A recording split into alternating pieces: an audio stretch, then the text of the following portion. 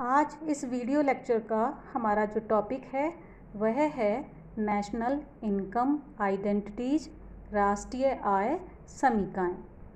विद्यार्थियों, हमने राष्ट्रीय आय पर आधारित पिछले वीडियो लेक्चर्स में राष्ट्रीय आय की विभिन्न अवधारणाओं के बारे में, राष्ट्रीय आय के माप के बारे में और जीएनपी, जीएनआई और जीएनई के संबंध के बारे में चर्चा की थी।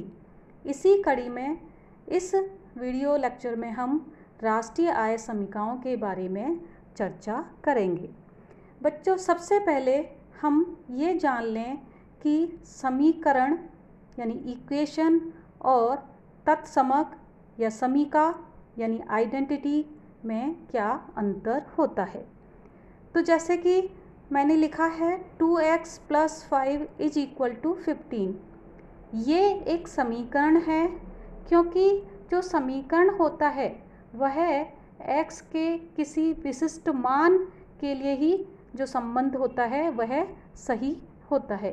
जैसे कि इसमें x = 5 होने पर ही यह संबंध सही होगा। दूसरी तरफ हमने लिखा है y = c + i, यानी y बराबर है c + i के। तो यह एक आइडेंटिटी है। आइडेंटिटी में जो संबंध होता है वह परिभाषा के आधार पर स्थापित किया जाता है। जैसे कि यहाँ पर जो संबंध है y = c + i, यह संबंध हमेशा सही होगा, यानी जो आय है उसका या तो उपभोग किया जाएगा या विनियोग किया जाएगा, और जो राष्ट्रीय आय है वह उपभोग और विनियोग के योग के बराबर होगी। तो ये एक आइडेंटिटी है। मैक्रो इकोनॉमिक्स में इसी प्रकार हम अन्य आइडेंटिटीज का अध्ययन करते हैं। विद्यार्थियों, हमने राष्ट्रीय आय का जब माप देखा था, राष्ट्रीय आय के माप की चर्चा की थी, तो हमने राष्ट्रीय आय के माप के लिए 3 विधियों की चर्चा की थी, जिसमें उत्पादन विधि, आय विधि और व्यय विधि की हमने चर्चा की थी। और हमने यह देखा था कि राष्ट्रीय आय के इन 3 मापों में एक देश के उत्पादन, आय और व्यय के प्रभाव इनमें शामिल होते हैं। और हमने ये भी देखा था कि अर्थव्यवस्था में इन तीनों विधियों से प्राप्त राष्ट्रीय आय के जोड़ बराबर होते हैं।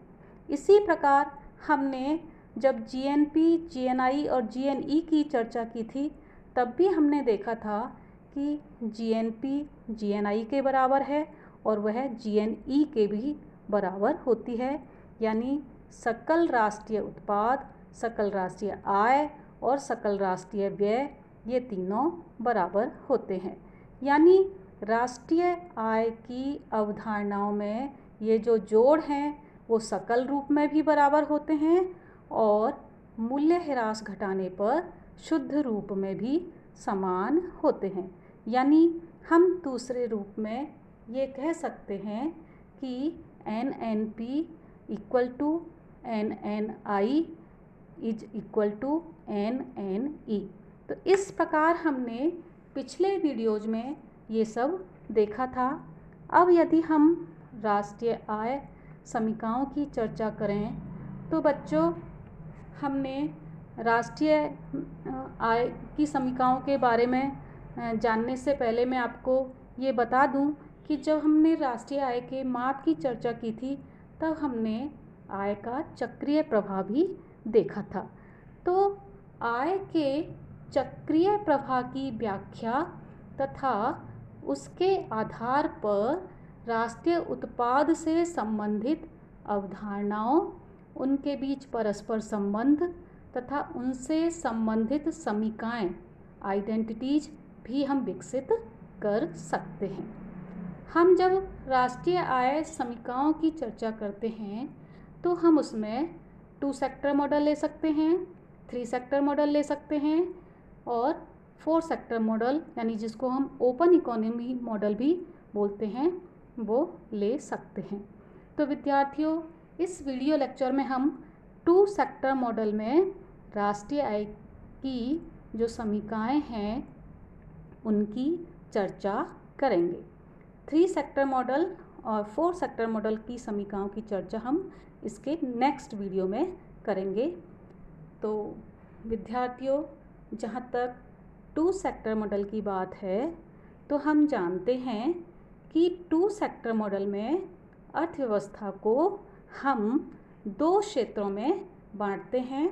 पहला क्षेत्र व्यापारिक क्षेत्र, यानी हम जिसको बी से डिनोट कर सकते हैं। दूसरा क्षेत्र घरेलू क्षेत्र, जिसको हम एच से डिनोट कर सकते हैं। यहाँ हम यह मानकर चल रहे हैं कि समस्त उत्पादन केवल व्यापारिक क्षेत्र में होता है और जो घरेलू क्षेत्र है, जो हाउस होल्ड्स है, वो और हाउस होल्ड सेक्टर है, वह केवल वस्तुओं और सेवाओं के क्रेता हैं और उत्पादन के साधन हाउस होल्ड सेक्टर से बिजनेस सेक्टर को प्रोवाइड किए जाते हैं। तो इन 2 सेक्टर्स के बीच, व्यापारिक क्षेत्र के बीच और घरेलू क्षेत्र के बीच आय का चक्रीय प्रवाह निरंतर चलता रहता है। तो 2 सेक्टर मॉडल में जो चक्राकार प्रवाह है आय का, उसमें हम इस डायग्राम में देख सकते हैं कि 2 सेक्टर हैं, घरेलू क्षेत्र, व्यापारिक क्षेत्र। जो घरेलू क्षेत्र है वह श्रम, पूंजी, भूमि इत्यादि साधन व्यापारिक क्षेत्र को प्रदान कर रहा है। इन उत्पादन के साधनों की सहायता से व्यापारिक क्षेत्र में उत्पादन होता है।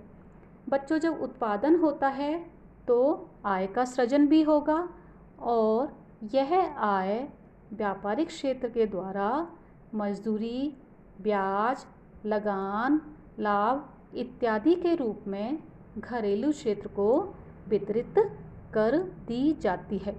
हम यह ऊपर के चित्र के ऊपरी भाग में हम देख सकते हैं।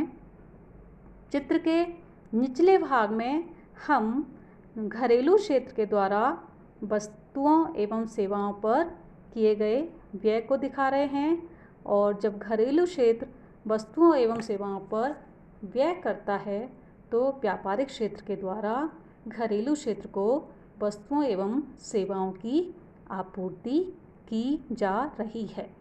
इस 2 सेक्टर मॉडल में बच्चों, हम यहाँ देख सकते हैं कि जो जीएनपी है वह जीएनआई के बराबर है और जीएनई के बराबर है। तो हमारी नेशनल इनकम आइडेंटिटी की एक यह समीका हो गई कि GNP is equivalent to GNI is equivalent to GNE, यानी समग्र उत्पादन जो अर्थव्यवस्था में हो रहा है वह समग्र आय के बराबर है और वह समग्र व्यय के बराबर है। यदि विद्यार्थियों, यहाँ पर तो हमने ये माना है कि जो कुछ आय प्राप्त हो रही है घरेलू क्षेत्र को, वह उसे वस्तुओं और सेवाओं पर व्यय कर रहा है। यदि घरेलू क्षेत्र को जो आय प्राप्त हो रही है वह उस संपूर्ण आय को यदि व्यय नहीं करता है, यानी उसका कुछ भाग वह बचा लेता है, तो जो बचा हुआ भाग है वह विनियोग पर व्यय किया जाएगा। यह भी हो सकता है कि जितना उत्पादन हुआ है वह सभी उस सभी उत्पादन उपभोग के रूप में नहीं हो, उत्पादकों के पास कुछ इन्वेंट्री इन्वेस्टमेंट के रूप में स्टॉक रह जाए, तो हम इसको आई से डिनोट करते हैं। यानी कहने का मतलब ये है कि अर्थव्यवस्था में जब समस्त आय को 2 सेक्टर मॉडल में व्यय नहीं किया जाएगा तो व्यय के आधार पर जीएनपी C+I के बराबर होगा। यहाँ पर हम ये मानकर चल रहे हैं कि संपूर्ण आय व्यय नहीं की जा रही है, यानी जो व्यक्तियों की आय है वह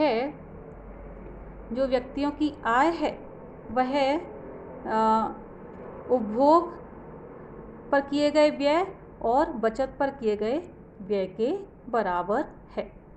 यहाँ पर हम देख सकते हैं कि जो जीएनपी है वह NNP plus D, D means depreciation, मूल्य ह्रास के बराबर है। तो इस टू सेक्टर मॉडल में हम ये देख सकते हैं कि चूंकि इस टू सेक्टर मॉडल में सरकारी क्षेत्र नहीं है, इसलिए यहाँ पर परोक्ष कर भी नहीं होंगे। तो जो एनएनपी है वह साधनों को प्राप्त प्रतिफल के बराबर होगा और जीएनपी जो है एनएनपी प्लस डी के बराबर होगा। यानी जो एनएनपी है वह राष्ट्रीय आय के बराबर है, हम यहाँ पर यह देख सकते हैं। टू सेक्टर मॉडल में हम कुछ महत्वपूर्ण समीकरण प्राप्त कर सकते हैं। जैसा कि हम यहाँ देख रहे हैं कि जो जीएनपी है वह सी प्लस आई के बराबर है। आई जी लिखा है मैंने यहाँ पर, आई जी का मतलब है ग्रॉस इन्वेस्टमेंट के बराबर होगी।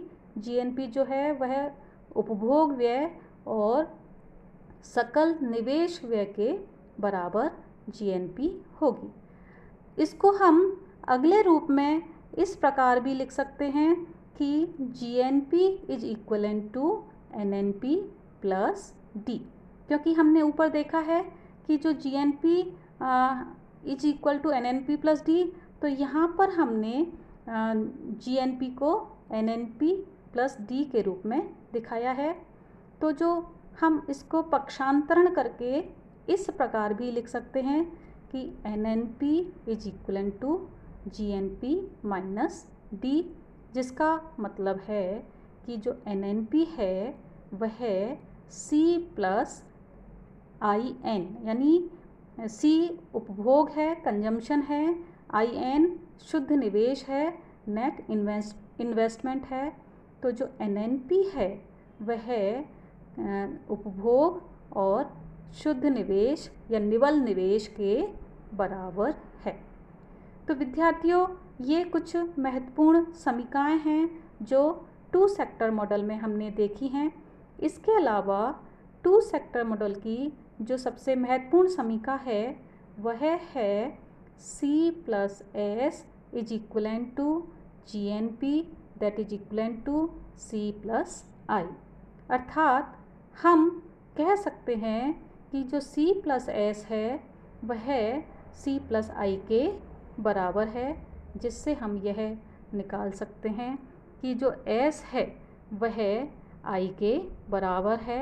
एस इज इक्वलेंट टू आई, ये एक महत्वपूर्ण समीकरण है टू सेक्टर मॉडल में, जिसका मतलब ये है कि अर्थव्यवस्था में यदि आय का संपूर्ण भाग उपभोग पर नहीं किया जाता, यदि बचत की जाती है तो वह बचत विनियोग के बराबर होगी। तो विद्यार्थियों, ये टू सेक्टर मॉडल की आइडेंटिटीज़ हैं। मैं उम्मीद करती हूँ आपको समझ में आ गई होंगी और अगले वीडियो में हम थ्री सेक्टर मॉडल, यानी जिसको हम क्लोज इकोनॉमी मॉडल भी बोलते हैं, और फोर सेक्टर मॉडल जिसको हम ओपन इकोनॉमी मॉडल भी बोलते हैं, उनकी चर्चा करेंगे। टू सेक्टर मॉडल में केवल व्यापारिक क्षेत्र और घरेलू क्षेत्र दो क्षेत्र होते हैं, और थ्री सेक्टर मॉडल में हम घरेलू क्षेत्र के साथ व्यापारिक क्षेत्र और सरकारी क्षेत्र को भी सम्मिलित करेंगे। ये जो थ्री सेक्टर और फोर सेक्टर मॉडल हैं, इसको हम नेक्स्ट वीडियो में अध्ययन करेंगे, देखेंगे। अभी के लिए इतना ही काफ़ी है। Thank you.